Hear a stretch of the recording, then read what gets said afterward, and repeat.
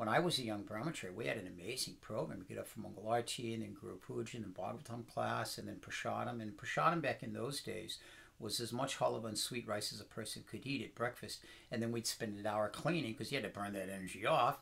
And then after that, we'd have a class in Shri Upanishad. And then we'd have a class in Nectar Devotion. And then we would have the noon arti. And then we would have Prasadam. And then go out in the streets and chant all afternoon. And then we'd come back and shower and we'd have the evening arti. And then a class in Bhagavad Gita. And then take hot milk prasadam while hearing Krishna book. This was our daily routine except on Sunday. You know, quickly we were submersed in the scriptures. And quickly you became familiar with what was going on. So even though I had no knowledge of anything at the time, very quickly I was exposed to all this. My best friend at the time in the temple, Prana, was very, very scholarly.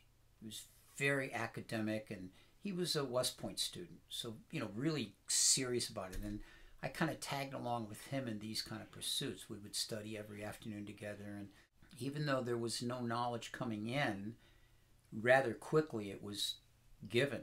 Back then it was just all, you know, single men and women that just surrendered everything and moved into the temple and gave up everything. And so their entire day was spent in Brahminical activities, study of the Shastra and going out and giving Krishna consciousness. That's all we did. So it's a pretty amazing foundation for those of us from that generation.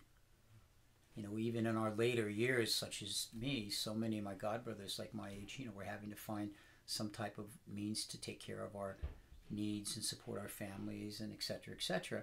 You know, some of the fortunate devotees are still able to stay within that structure. But, you know, for those of us that have to be outside or end up, whatever the case, you know, we've got that foundation that really holds us together.